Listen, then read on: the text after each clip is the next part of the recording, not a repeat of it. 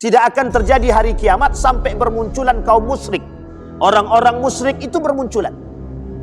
Penyembah-penyembah manusia, penyembah-penyembah berhala, penyembah-penyembah pohon, matahari, laut, dan lain sebagainya itu bermunculan. Karena mereka orang-orang musyrik. Bahkan pelaku-pelaku tahayul, pelaku-pelaku syubhat, pelaku-pelaku khurafat itu bermunculan, kata Nabi. Lakanu musyrikin, lakanu musyrikin. Mereka orang musyrik, orang-orang musyrik yang zahir. Aluna bihi wal arham innallaha kada 'alaikum raqiba. Wa qala Allah ta'ala ya ayyuhalladzina amanu taqullaha wa qulu qawlan sadida yuslih lakum a'malakum wa yaghfir lakum dhunubakum wa may yuti'illaha wa rasulahu faqad faza fawzan 'azima. Puji syukur kehadirat Allah dengan mengucapkan alhamdulillahirabbil alamin.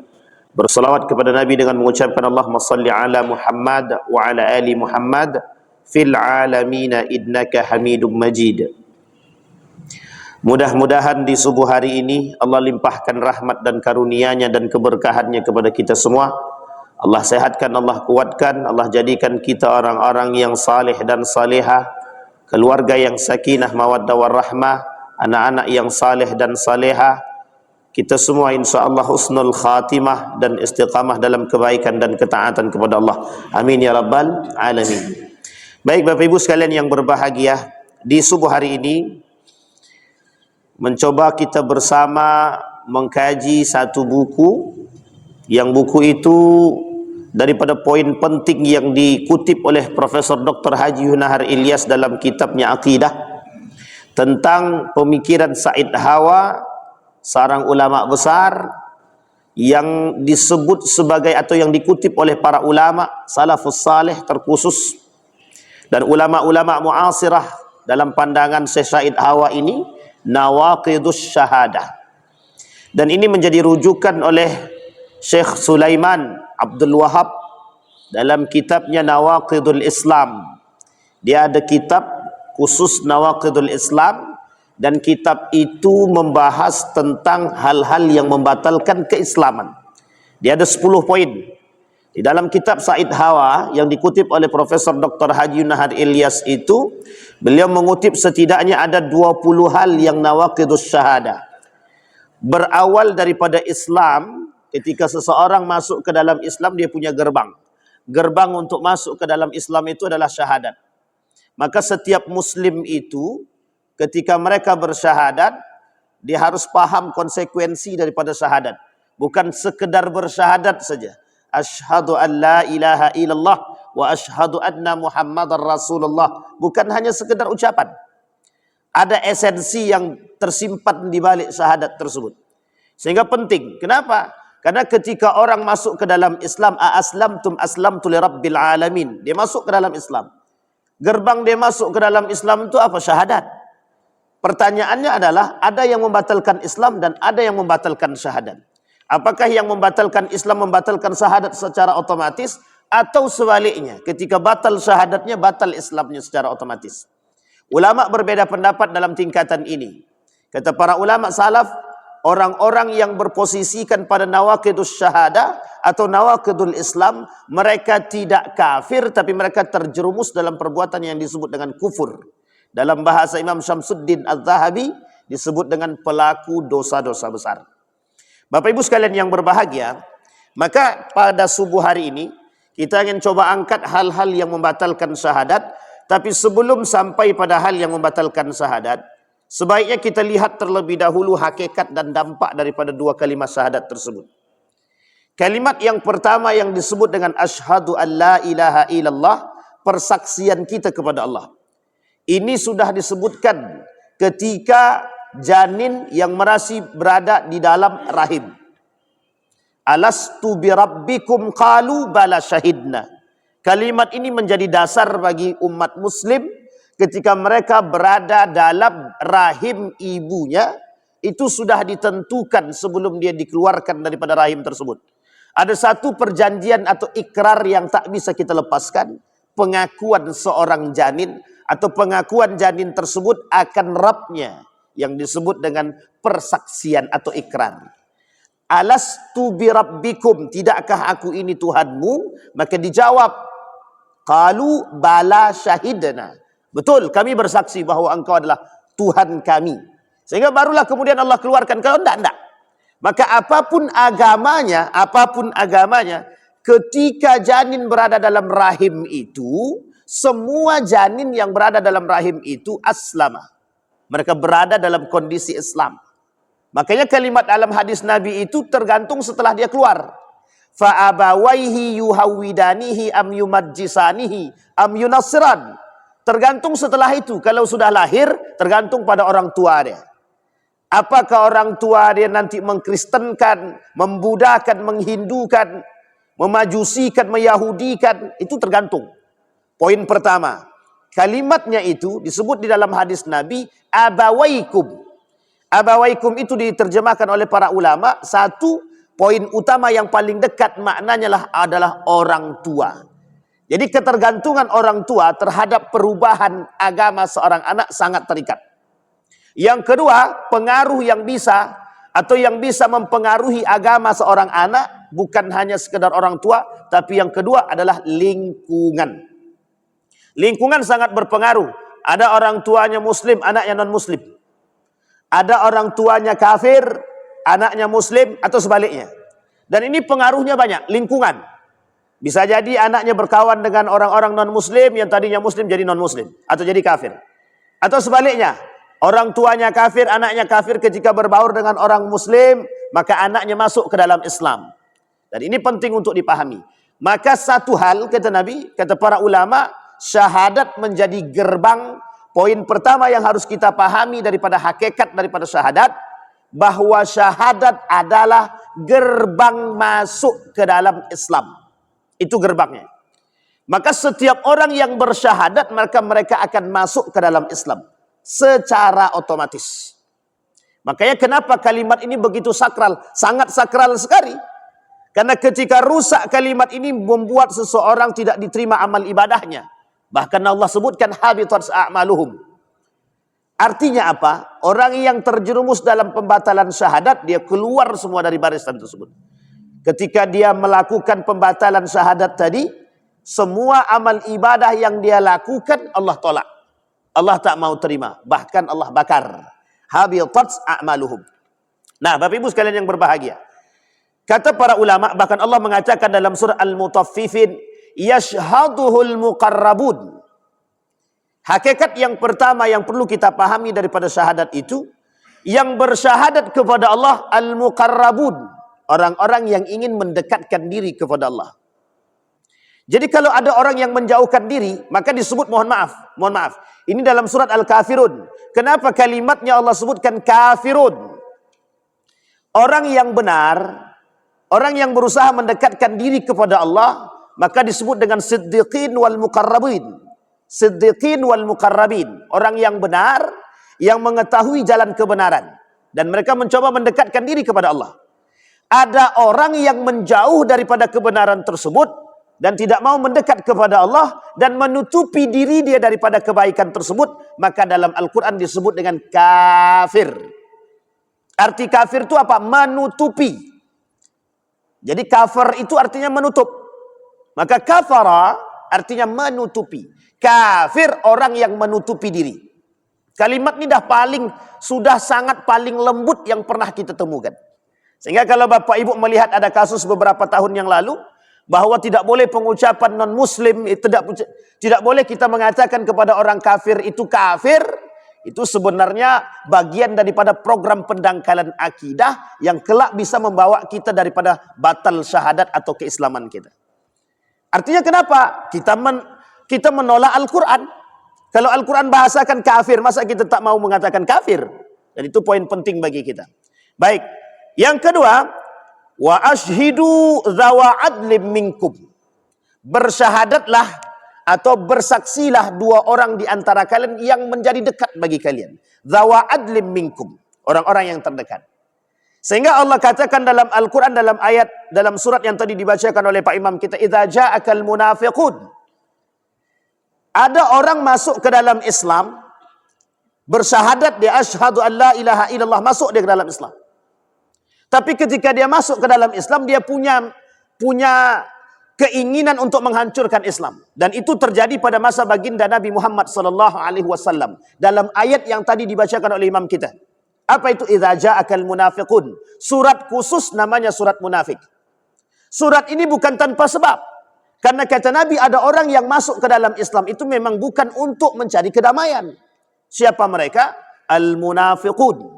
Pertama kali muncul pada masa siapa? Pada masa baginda Nabi Muhammad SAW. Di mana munculnya? Di Madinatul Munawwarah. Siapa tokoh terkenalnya? Abu Ubaidah bin Salul.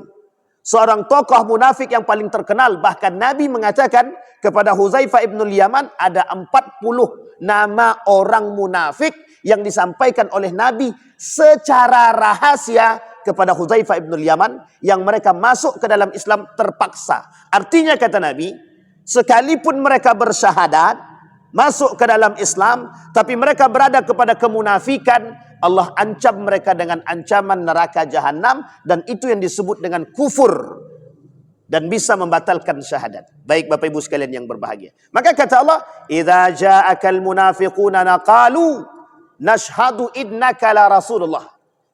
Orang munafik berkata, mereka berkata, kami bersaksi bahwa Rasulullah atau Muhammad itu adalah Rasulnya Allah.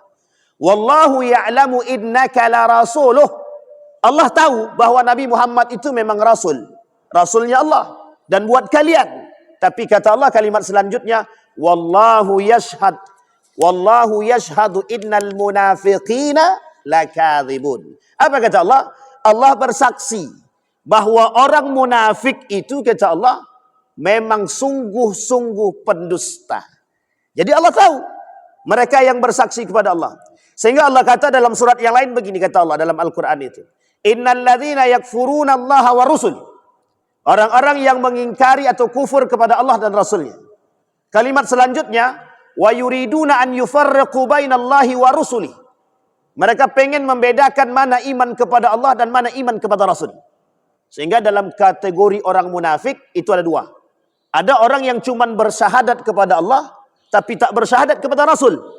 Atau sebaliknya. Bersyahadat kepada Rasul, tapi tak bersyahadat kepada Allah. Dan itu ada.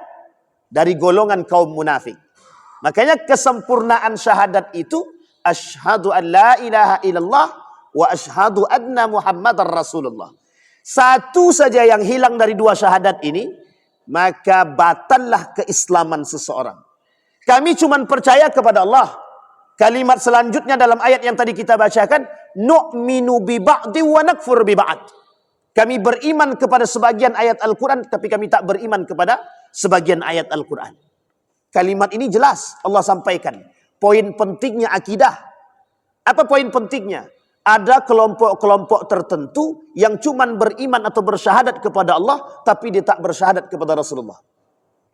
Bahkan ada yang sebaliknya, hanya bersyahadat kepada Rasulullah, tapi tak bersyahadat kepada Allah. Kita ambil contoh. Syiah itu mengatakan pada diri mereka bahwa kami Syi'i. Kami ini orang Syiah, bukan Muslim. Artinya apa? Mereka percaya kepada Allah, tapi mereka tak percaya kepada Rasulullah. Atau sebaliknya, ada orang yang tidak percaya kepada Rasulullah dikategorikan dalam kalimat ingkar sunnah. Kelompok yang masuk pada tataran ingkar sunnah. Nah, Bapak Ibu sekalian yang berbahagia, poin ini penting untuk kita pahami sebagai satu hakikat syahadat yang ada dalam diri kita. Maka Bapak Ibu, ketika kita bersyahadat, maka jangan sampai rusak. Rusak syahadat kita, maka akan menyebabkan rusak pada keislaman kita. Rusak Islam kita, rusak iman kita. Rusak iman kita, rusak amal soleh kita. Bayangkan Bapak Ibu, tertibnya dari syahadat ke Islam, ke iman, amal soleh. Artinya apa? Tidak ada guna amal ibadah yang dia buat, tapi rusak semuanya. Bahkan dalam hadis Nabi, ada yang rusak iman, ada yang rusak Islam. Kalau rusak imannya belum rusak Islamnya, mungkin masih bisa selamat. Tapi kalau rusak Islamnya, dikategorikan kepada kekufuran. Bahkan hampir mengatakan sampai kepada kategori kafir, hanya saja mereka tidak keluar daripada Islam. Baik Bapak Ibu sekalian yang berbahagia. Maka kata para ulama, kata Said Hawa, hakikat syahadat perlu dipahami bahwa syahadat itu mendekatkan kita kepada Allah, meyakini sepenuh hati bahwa tiada Tuhan selain Allah dan Rasulullah adalah, atau Muhammad adalah Rasulullah. Karena begini kalimatnya dalam salat kita itu. Inna salati wa nusuki wa mahyaya wa mamati lillahi rabbil alamin. Itu hakikat syahadat yang sesungguhnya. Maka ketika kita sadar bahwa Allah itu maha kuasa, dalam sifat kudrahnya matalan, daripada sifat kudrahnya, maka kita harus pahami tidak ada kekuatan selain daripada Allah. Maka kalau kita paham ada kekuatan selain daripada Allah, rusak. Syahadat kita rusak. Nah, maka Bapak Ibu sekalian yang berbahagia, coba kita lihat. Kata Said Hawa, paling tidak ada 20 yang membatalkan syahadat. Yang pertama kata beliau, bertawakal kepada selain dari Allah. Kita pahami dulu kalimat tawakal itu apa. Kalimat tawakal itu berserah diri selain daripada Allah, atau berserah diri. Tawakal itu berserah diri. Pertanyaannya adalah, kata Allah dalam Al-Quran, فَلْيَتَوَكَّلِ الْمُتَوَكِّلُونَ وَتَوَكَّلْ إِلَى اللَّهِ. Bertawakkallah kepada Allah. Kalimat ini sederhana, tapi Allah sadar kalimat yang sederhana ini tidak banyak diungkapkan dan ditanamkan dalam diri umat muslim. Kenapa demikian? Karena sandaran umat muslim itu umat manusia, bukan Allah. Sandaran umat manusia bukan Allah. Kita ambil contoh, ada sebab? Ada. Apa sebabnya? Pengaruh dunia, pengaruh kecintaan, pengaruh karena kebodohan, dan lain sebagainya menyebabkan mereka menyeleweng daripada hal demikian. Nabi Musa dan Nabi Harun ketika sudah terlepas dari bencana, Nabi Harun ditinggalkan oleh Nabi Musa untuk naik ke atas. Dalam perjalanannya, singkat cerita, yang ditinggalkan, umat yang ditinggalkan bersama Nabi Harun merubah akidah mereka dari menyembah Allah, mereka buat patung dengan tangan mereka sendiri. Uniknya, di situ ada Nabi Harun. Mengapa kok masih bisa mereka rubah akidah mereka? Itu satu. Sekarang Nabi tak ada, tabi'in tak ada, sahabat tak ada, tabi'in tak ada, tabi'in tak ada. Ulama berbeda-beda. Pertanyaannya, sangat mungkin atau tidak mungkin orang merubah akidah dia hari ini? Itu pertanyaan buat kita semua. Makanya kata Nabi dalam riwayat yang lain, dalam hadisnya itu, tidak akan terjadi hari kiamat sampai bermunculan kaum musyrik. Orang-orang musyrik itu bermunculan. Penyembah-penyembah manusia, penyembah-penyembah berhala, penyembah-penyembah pohon, matahari, laut, dan lain sebagainya itu bermunculan. Kata Nabi. Karena mereka orang-orang musyrik. Bahkan pelaku-pelaku tahayul, pelaku-pelaku syubhat, pelaku-pelaku khurafat itu bermunculan, kata Nabi. Lakanu musyrikin. Lakanu musyrikin. Mereka orang musyrik. Orang-orang musyrik yang zahir. Pertanyaannya adalah, apa yang disebut dengan orang yang bertawakal kepada selain Allah? Artinya apa? Ada orang yang berikhtiar, tapi ikhtiarnya dikembalikan kepada selain daripada Allah. Kita ambil konsepnya begini, paling sederhana. Orang yang bertawakal kepada Allah, ketika dia punya masalah, dia akan datang terlebih dahulu kepada Allah, baru kemudian dia lakukan ikhtiar. Setelah dia berikhtiar, barulah dia lakukan kembali bertawakal kepada Allah, atau kembali kepada Allah. Tapi sekarang boleh kita lihat, manusia hari ini, ketika mereka punya masalah, mereka datang kepada manusia, atau datang kepada orang yang mereka anggap lebih pintar daripada mereka, dan lebih berkuasa di antara mereka. Dan ini zahir. Itu yang harus kita alami. Ini yang harus kita hadapi dan kita alami hari ini. Berapa banyak orang yang menyandarkan diri dia kepada manusia, melupakan kekuasaan Allah. Ketika anak dia sakit, dia langsung datang ke rumah sakit. Dia tanpa berdoa terlebih dahulu. Ini khawatir, ini bukan kekhawatiran, ini menjadi sebuah kebiasaan. Karena kebiasaan kita setiap punya masalah tak datang kepada Allah, atau setiap sakit kita langsung datang ke tukang obat, tanpa mau datang kepada Allah terlebih dahulu. Padahal yang dilakukan oleh para anbiya, yang dilakukan oleh para ulama-ulama saleh, apa kata mereka? berdoa kepada Allah, setelah itu baru mereka melakukan ikhtiar. Setelah ikhtiar, baru mereka kemudian datang kepada Allah bertawakal. Nah, ini yang kemudian harus kita pahami konsepnya. Bukan datang dulu ke tempat yang lain, baru kepada Allah. Itu bukan ikhtiar. Kata Allah, mudah bagi Allah untuk menjawab. Loh, kalian datang bukan kepada aku kok. Manusia yang keluar dari rumahnya, tidak mengucapkan bismillah, tidak berniat untuk Allah, berarti mereka bukan untukku, kata Allah. Mereka melakukan sesuatu bukan untukku. Kalau mereka keluar dari rumahnya, berniat karena Allah, bismillah, dia ucapkan bismillah, mereka lakukan semua itu untuk Allah. Pertanyaannya adalah, sesederhana itukah? Betul. Memang sesederhana itu. Tapi sederhana itu mampu menyebabkan diterima atau ditolaknya amal ibadah seseorang. Kita bayangkan, keluar daripada rumah, kita tak ucapkan bismillah dan bukan sandaran kepada Allah. Ketika mati di tengah jalan, adakah Allah mau menganggap itu bagian daripada diri dia? Tidak. Kata Allah, dia bukan untukku. Dia melakukan sesuatu bukan untukku, kata Allah. Dan itu yang disampaikan. Bapak Ibu sekalian yang berbahagia, poin pentingnya adalah, begitulah pengakuan kita terhadap Allah.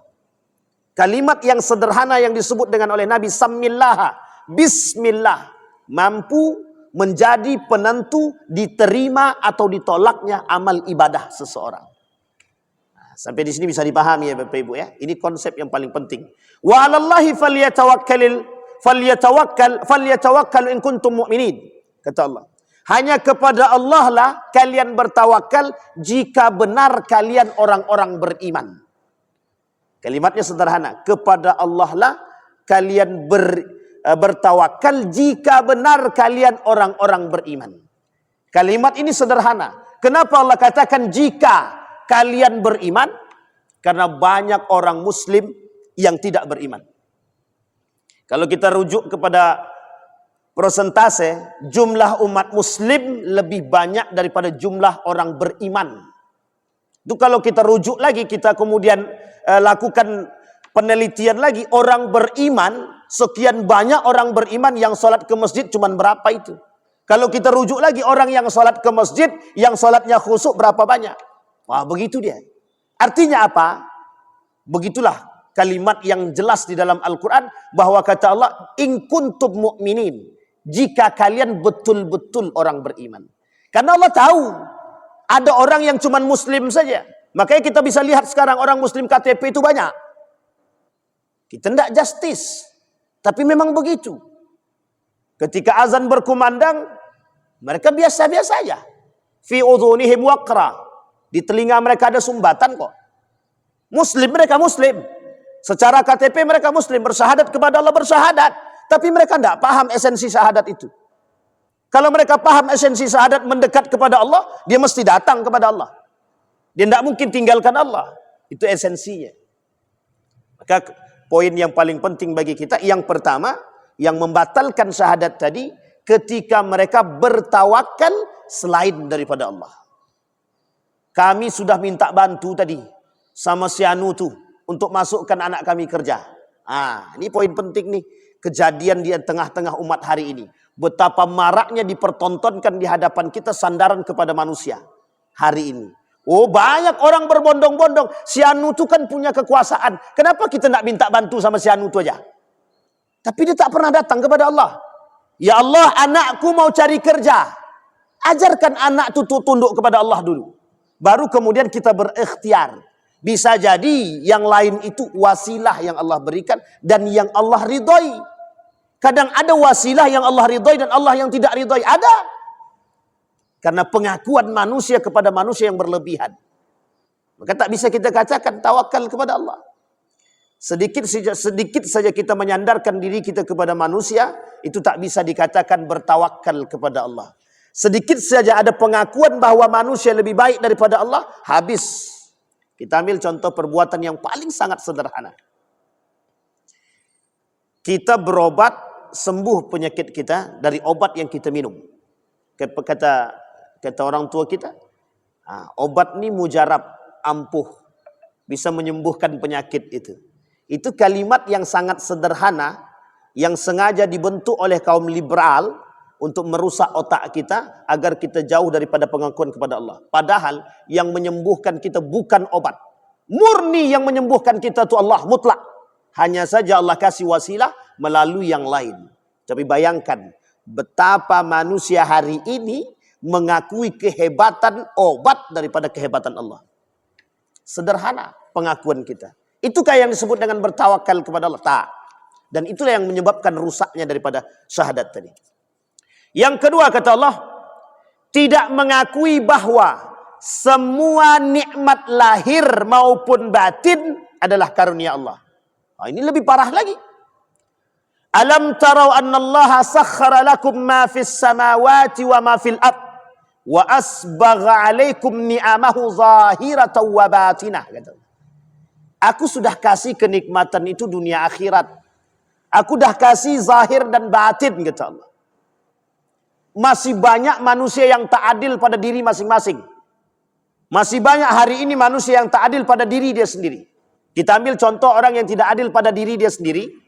Ketika dia mencari atau mengejar dunia saja, tanpa mengejar akhirat, itu tandanya sedang tidak adil pada diri dia. Orang yang adil itu imbang dua-duanya. Imbang dunianya, imbang dua-duanya, dunianya dan akhiratnya. Wabtaghi fima atakallahu ad-daral akhirah wa la tansa nasibaka minad dunya. Dan itu Allah sampaikan. Kalian harus mencari kehidupan akhirat, tapi jangan lupa urusan dunia. Dunia itu gunanya mengantar kepada akhirat. Bukan akhirat untuk mengantar dunia. Terbalik. Yang sekarang ini terjadi, akhirat itu untuk mengantarkan dunia. Apa maksudnya? Jual beli agama. Itu jual beli agama, dari akhirat dia perjualbelikan untuk mendapatkan dunia. Itu terbalik. Yang benar, dunia yang disuruh oleh Allah untuk kita lakukan kehidupan di muka bumi ini, yang tak boleh kita tinggalkan untuk mengantarkan kita kepada Allah. Maka konsep sederhananya, sangat tidak ada masalah bagi seorang muslim kaya, tapi bagaimana harta dia mengantarkan dia kepada Allah. Karena pertanggungjawaban dan lain sebagainya. Poin yang kedua, harta itu kenikmatan, ya, yang Allah berikan. Tapi masih banyak manusia yang mengumpat apa yang diberikan oleh Allah. Kita ambil perbuatan paling sederhana. Ketika anak kita kasih makan. Makannya kok cuman ini aja.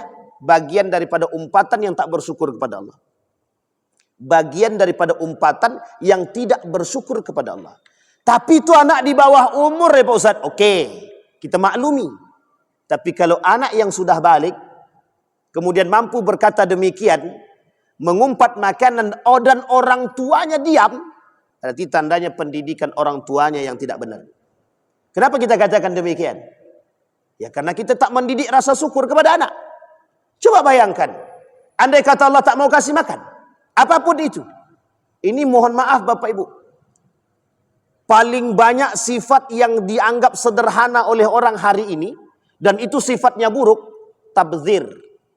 Sangat-sangat banyak orang yang melakukan tabdzir. Kita lihat, ketika ada acara apapun, dikasih minum aqua glass.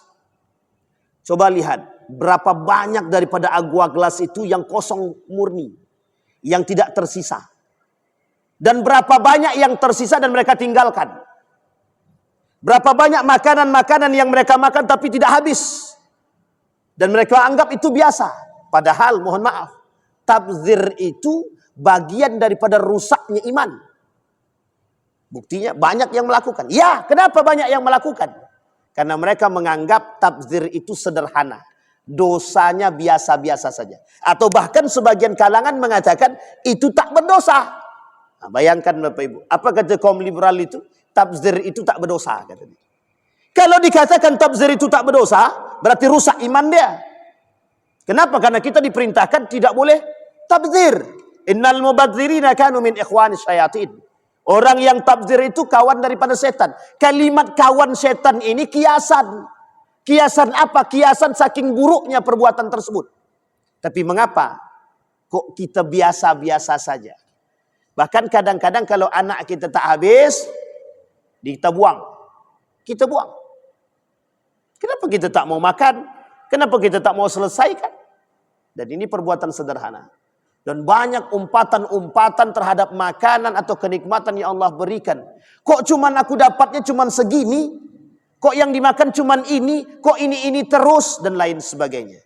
Ada rasa tak bersyukur kepada Allah yang sangat sederhana. Ternyata itu mampu merusak syahadat kita. Kenapa? Di mana poin merusak syahadatnya?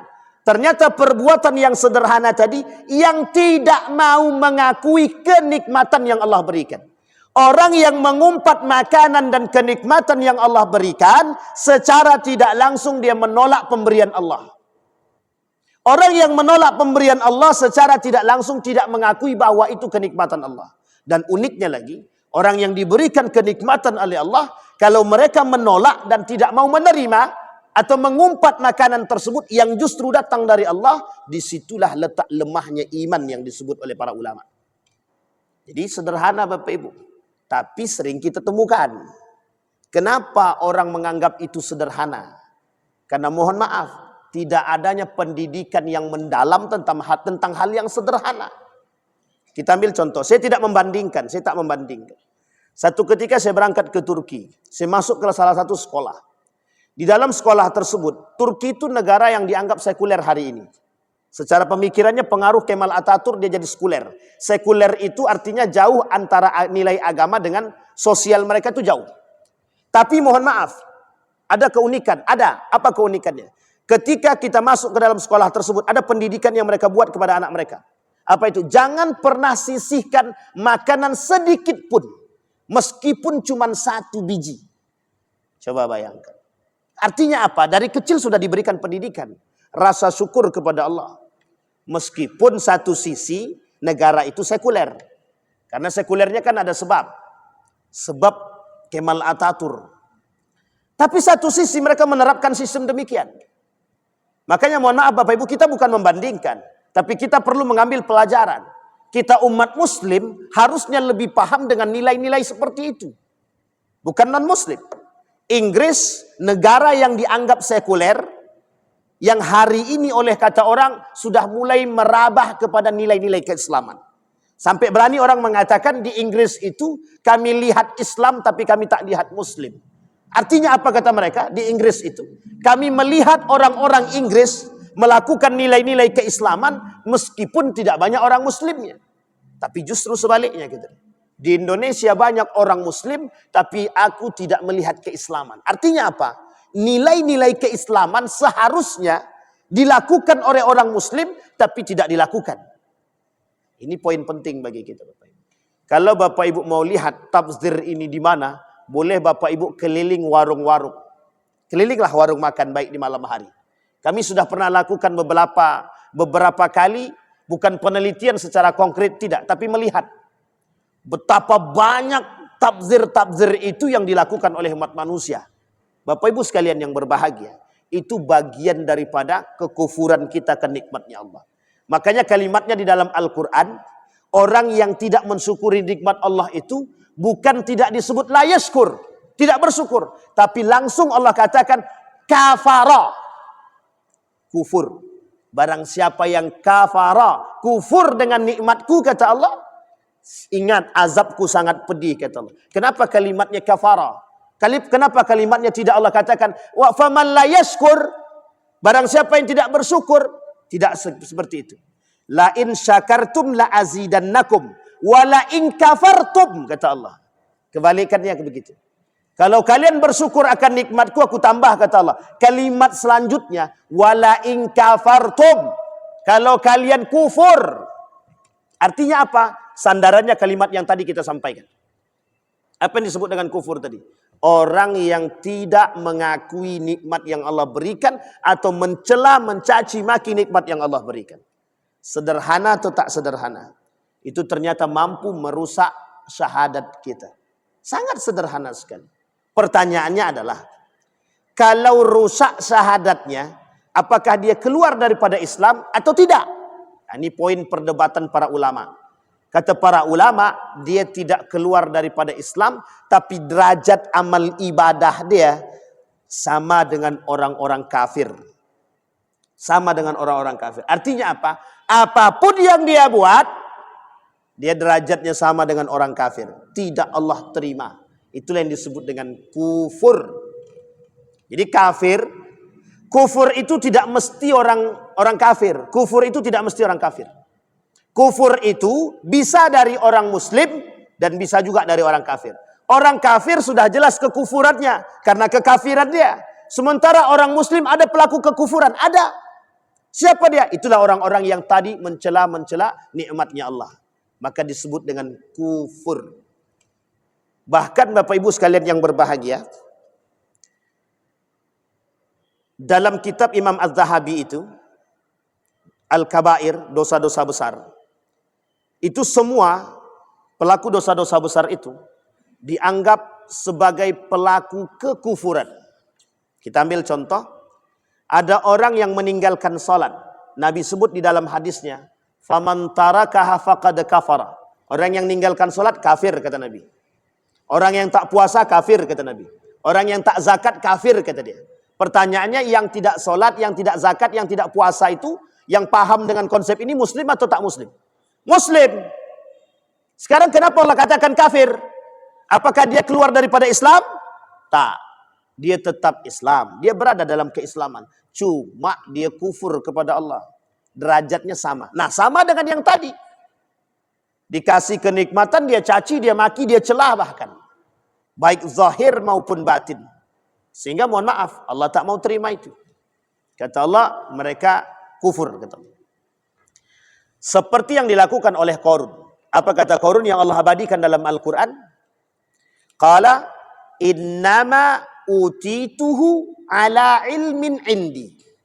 Salah satu bentuk kekufuran yang dilakukan oleh orang yang diberikan oleh Allah kenikmatan itu, ketika mereka diberikan kenikmatan dan kelebihan, mereka tidak mengeluarkan hak mereka. Haknya orang lain. Kata Allah dalam Al-Quran, sebagian, wa fi amwalihim haqqun lis-sa'ili wal mahrum. Sebagian di antara harta-harta mereka itu, kata Allah, ada haknya orang-orang yang berhak, kata dia. Siapa orang-orang yang berhak itu? Penerima-penerima tadi, siapa orangnya? Pertanyaannya adalah, sama seperti yang dikatakan oleh Qarun. Qarun itu mengatakan dalam Al-Quran itu begini, yang Allah abadikan, innama utituhu ala ilmin indi. Ketika aku diberi, kata Qarun, aku kan punya ilmu, aku kan mendapatkan harta ini dengan jerih payahku sendiri. Kenapa kalian datang minta zakat, minta sedekah, minta bantu? Kata Qarun. Maka dijawablah oleh Qarun tadi, innama utituhu ala ilmin indi. Semua yang kuhasilkan hari ini itu adalah hasil jerih payahku, kata dia. Jadi ngapain kalian datang minta zakat ke sini? Sampai-sampai Nabi Musa yang turun tangan untuk langsung meminta kepada Qarun. Bayangkan. Artinya apa? Allah kata, banyak orang hari ini tak mau berzakat itu dengan alasan begitu. Makanya orang yang tak mau berzakat sama. Abu Bakar memerangi orang yang tak mau zakat. Makanya sekarang ini penting. Ada orang yang tak mau zakat, perangi aja itu. Tapi kan kita punya aturan tersendiri kan begitu. Aturan-aturan seperti ini menjadi masalah bagi kita. Sampai di sini bisa dipahami ya Bapak Ibu ya. Artinya apa? Ada orang yang diberikan kenikmatan kepada Allah oleh Allah, mereka tak mau keluarkan sedikit daripada haknya orang lain, daripada harta mereka, berarti secara tidak langsung mereka sedang melakukan kekufuran terhadap nikmatnya Allah. Makanya Bapak Ibu, mohon maaf. Berzakat jangan tunggu sempurna. Keluarkan saja. Kalau memang ternyata itu tak sampai zakat kita, ya masuk sedekah kita. Artinya ada yang kita kasih. Biar bentuk daripada syukur kita kepada Allah. Baik Bapak Ibu. Yang ketiga. Yang terakhir. Di 20. Tak mungkin dibahas semua. Nah, mudah-mudahan. Kalau Allah izinkan kita. Yang ketiga kata Allah. Beramal dengan tujuan selain daripada Allah. Wah ini parah lagi. Apa kata Allah di dalam Al-Quran. Dalam surah Al-An'am. Qul inna salati wa nusuki wa mahyaya wa mamati lillahi rabbil alamin. Ini pengakuan manusia. Pengakuan seorang hamba kepada Allah. Apa kata manusia? Kepada Allah. Sesungguhnya salatku, apapun ibadahku, untukmu, kata dia. Sekarang saya tanya kepada kita semua Bapak Ibu. Begitukah perilaku kita kepada Allah? Inna salati. Begitu dalam salat kita kan. Dalam solat aja kita kadang-kadang kita masih ingat yang kita ingat itu kunci hilang, duit hilang. Dalam solat, memang dalam solat itu kadang-kadang mujarab itu, kunci yang hilang bisa ketemu. Dia ada dua tempat kata para ulama itu ada dua tempat yang mujarab itu untuk mengingat yang hilang. Satu dalam solat, yang kedua dalam kamar mandi kata dia. Sangat unik sekali Bapak Ibu. Artinya apa Bapak Ibu sekalian yang berbahagia? Poin penting kita, pengakuan manusia kepada Allah, inna salati wa nusuki wa mahyaya lillahi rabbil alamin wa mamati lillahi rabbil alamin. Kami mengakui bahwa Allah itu segalanya. Tapi kenyataannya kan tak begitu. Di akhir zaman kata Nabi, bahkan kata Nabi di akhir zaman bukan begitu. Lebih parah lagi kata Nabi. Yakunu khalfun min ba'di sittina sanah adha'us salah wa taba'us syahawat fasawfa yalqawna ghayya thumma yakunu khalfun ba'da sittina sanah kata Nabi. Kata Nabi bahkan lebih parah lagi, kelak di akhir zaman itu akan muncul generasi-generasi yang adha'us salah. Mereka tak mau salat. Mereka meninggalkan salat. Kalaulah salat mereka tinggalkan, pengakuan mereka kepada Allah pasti mereka tinggalkan. Karena kalimat itu sering kita ucapkan dalam salat. Inna salati wa nusuki wa mahyaya wa mamati lillahi rabbil alamin. Kalaulah dia muslim, dia tak akan mungkin mengemis kepada manusia. Kalau dia mukmin, tidak mungkin seorang mukmin itu mengemis kepada manusia. Itu tidak mungkin. Kalau dia mukmin. Makanya kalimat kata Allah tadi, in kuntum mu'minin. Jika kalian benar-benar orang beriman. Tawakalnya kepada Allah. Ini mengemis kepada manusia. Meminta kepada manusia. Mohon maaf, jangan tersinggung. Itu keadaan yang real hari ini yang kita hadapi. Kenapa kata Nabi, kelak di akhir zaman itu, urwatan, nilai-nilai Islam itu hilang sedikit demi sedikit. Artinya apa? Orang-orang muslim tak akan mau menjalankan nilai keislaman. Yang menyebabkan hilang nilai keislaman itu siapa? Umat muslim itu sendiri. Sedikit demi sedikit hilang dari diri. Apa contohnya? Itu tadi. Kata Nabi tadi. Kelak generasi selanjutnya setelahku, kata Nabi. Mereka akan muncul generasi-generasi yang meninggalkan sholat. Bukan hanya sekedar meninggalkan sholat. Bahkan ada kelompok tertentu yang mengatakan bahwa sholat itu tak wajib. Coba bayangkan. Kalau cuma sekedar meninggalkan sholat, fasik dia. Kafir tapi fasik dia. Tapi ini uniknya lagi, bukan hanya sekedar meninggalkan sholat, tapi lebih daripada itu.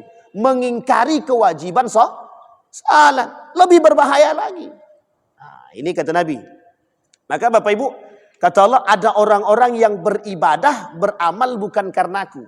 Saya sampaikan Bapak Ibu satu hadis dari baginda Nabi sebagai penutup bagi kita semua. Kata Nabi dalam hadisnya begini. Inna munafiqi ummati qurra. Kelak di akhir zaman kata Nabi akan muncul dari kalangan umat-umatku, kata Nabi, mereka qurra. Munafik tapi qurra. Bisa dipahami kalimat ini ya, munafik qurra. Apa maksudnya munafik qurra itu? Dia orang munafik tapi dia paham Al-Qur'an, mengerti Al-Qur'an, bisa baca Qur'an, hafal Al-Qur'an, tapi dia munafik kata Allah. Diperjelas oleh Imam Nawawi dalam kitabnya Al-Tibyan fi Adab Hamalatul Quran. Apa kata Imam Nawawi? Siapa orang tersebut? Mereka yang menggunakan agama mereka liyusiba minhud dunya, untuk mengambil dunia, kata dia. Mereka membaca Al-Quran sampai Allah katakan dalam hadis kursi itu begini. Kata Allah dalam hadis kursi itu, fima ta'allamtal ilma wa qara'tal Quran. Untuk siapa kalian baca Quran? Untuk siapa kalian belajar ilmu, kata dia. Dijawab sama mereka, ta'allamtul ilma fika wa qara'tul Qur'ana fika. Apa kata Allah? Kadzabta wa taqulul malaika kadzabta. Kata Allah, dusta. Kata malaikat, engkau dusta. Ta'allamtal ilma liyuqalu aliman wa qara'tal Qur'ana liyuqalu qari'an. Ada manusia-manusia di akhir zaman kata Nabi menuntut ilmu untuk dipanggil alim. Itu bukan tujuan karena Allah. Mereka membaca Al-Quran biar bisa dipanggil sebagai seorang yang bagus bacaannya atau qari.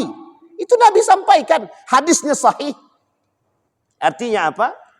Pengingat bagi kita semua. Pengingat bagi kita semua. Kalimat yang disebut oleh inna salati wa nusuki wa mahyaya wa mamati, yang paling berat untuk kita amalkan hari ini. Apalagi di tengah maraknya zaman dengan penuh gejolak hari ini, itu sangat-sangat berat bagi kita. Ditambah lagi pengaruh kaum-kaum liberal, sekuler yang berada di tengah kita ini, yang membuat kita semakin bisa jauh daripada nilai-nilai agama. Baik Bapak Ibu sekalian yang berbahagia, ada pertanyaan Bapak Ibu? Tidak ada, alhamdulillah. Aman Bapak Ibu, ada pertanyaan? Ibu-ibu ada pertanyaan? Bapak-bapak ada pertanyaan? Cukup? Aman? Masih aman? Ini baru 3 ini, belum goyang kan? Nanti kalau dah lebih dari 3 banyak goyang biasanya nih. Masya Allah Bapak Ibu. Mudah-mudahan Bapak Ibu. Kata Said Hawa itu 20 itu, jangankan 20 Bapak Ibu.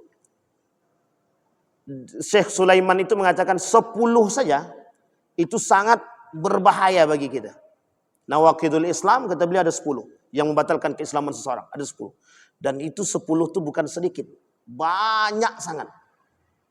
Apalagi kita nih dalam berakidah ini Bapak Ibu, seperti seorang yang berada di atas ujung tanduk. Salah jalan tergelincir habis kita. Seperti orang berada di pinggir jurang. Salah jalan saja, salah langkah kita habis. Kita masuk terjerumus. Baik Bapak Ibu sekalian yang berbahagia, mudah-mudahan apa yang saya sampaikan ini ada manfaatnya bagi kita semua. Mudah-mudahan bisa menjadi penerang bagi jalan kita, agar kita bisa, paling tidak Bapak Ibu sekalian yang berbahagia, kita bisa istiqamah dalam keimanan dan akidah yang baik. Maka Bapak Ibu, insya Allah kalau kita umur panjang, kita diketemukan lagi, kita akan sampaikan salah satu penyebab kedangkalan akidah kita di tengah masyarakat hari ini. Itu salah satu penyebabnya kata para ulama adalah kebodohan. Bodoh akan akidah yang sahih. Jadi itu salah satu penyebab pendangkalan akidah. Saya kira itu saja, mudah-mudahan bermanfaat bagi kita semua. Mudah-mudahan ada baiknya bagi kita semua. Mudah-mudahan bisa penuntun kita, bisa menjadi, bisa memberikan kita tuntunan yang baik, sehingga kelak kita mati dalam keadaan husnul khatimah dan dengan akidah yang baik dan benar. Fa'tabiru ya ulil absar la'allakum tuflihun. Assalamualaikum warahmatullahi wabarakatuh.